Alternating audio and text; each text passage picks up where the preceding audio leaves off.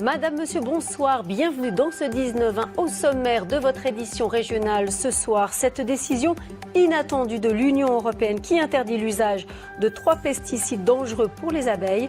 Une victoire pour les apiculteurs qui alertent depuis des années sur la nécessité de protéger cet insecte pollinisateur. Nous en parlerons avec notre invité Olivier Fernandez, président des apiculteurs de Midi-Pyrénées. Je vous le disais en titre, l'Union européenne a donc interdit l'utilisation de 3 pesticides qui représentent une menace majeure pour les abeilles. Une décision accueillie avec beaucoup de soulagement par les apiculteurs de la région. Mais en revanche, elle suscite l'inquiétude des agriculteurs qui utilisent ces produits. Reportage de Stéphane Compan et Denis Tanchereau. Vous avez un champ de blé ici, là, et des fossés avec de l'eau de ruissellement. Donc si c'est un blé qui est traité gaucho, le ruissellement des eaux, les abeilles qui vont boire dans ce fossé, là on en voit plusieurs, sont sujettes d'être atteintes à des doses toxiques. Avec l'interdiction de 3 pesticides dangereux, cet apiculteur espère retrouver un taux de mortalité de 5% chez ses abeilles contre 30 aujourd'hui.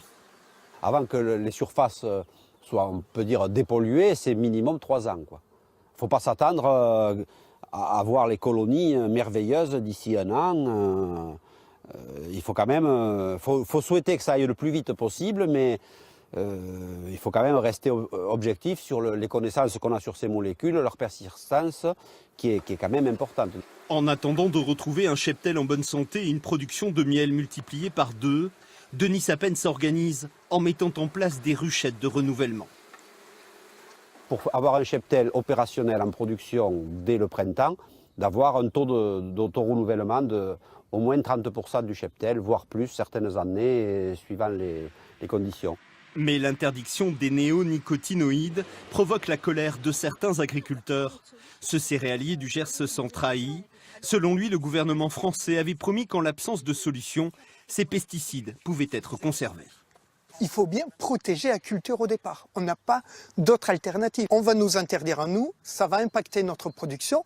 Par contre, on va importer davantage de production venant de l'extérieur pour lesquelles ces interdictions n'existent pas. Ces neurotoxiques s'attaquent au système nerveux des abeilles et provoquent leur mort. L'interdiction de ces pesticides est une victoire pour les apiculteurs et la biodiversité. Allez, on poursuit le débat avec Olivier Fernandez, président des apiculteurs de Midi-Pyrénées. Une victoire pour les apiculteurs et clairement une défaite pour les lobbies agricoles, cette décision.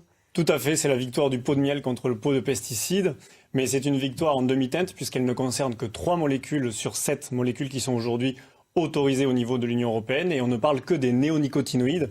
Ce sont des pesticides surpuissants, mais il existe plein d'autres molécules chimiques qui sont responsables de la mort des abeilles et le gouvernement français a par exemple autorisé entre 2016 et 2017 50 molécules CMR, c'est-à-dire cancérigènes, mutagènes et reprotoxiques.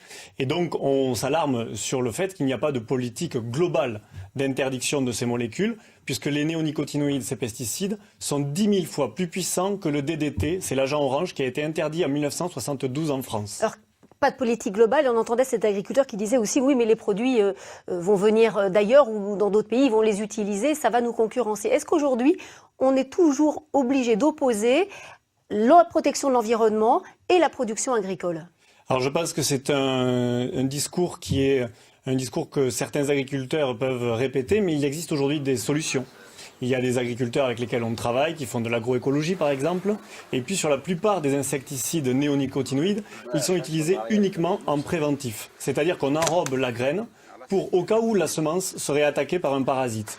Donc le pesticide n'est pas là pour protéger la semence d'un parasite, mais est là comme un antibiotique en prévenance. Et ces molécules ont une rémanence souvent de 10 ans.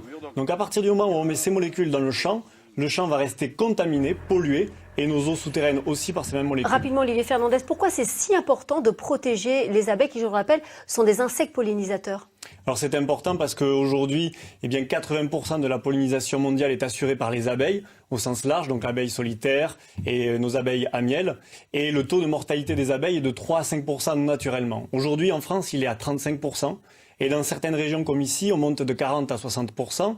Dans mon cas précis, par exemple cette année, je suis à 80%, ce qui me fait passer d'amateur pluriactif que j'étais à apiculteur amateur. Plus d'abeilles, très rapidement, ça ne veut pas dire seulement plus de miel. Hein. Il y a d'autres conséquences. Les conséquences sont sur la pollinisation et donc sur la reproduction de tous nos légumes et de tous nos fruits. Et puis tous les problèmes que l'on trouve sur les abeilles arrivent sur la santé humaine, que ce soit sur la reproduction, que ce soit la maladie de Parkinson que l'on a reconnue aujourd'hui comme étant directement liée à l'utilisation des pesticides.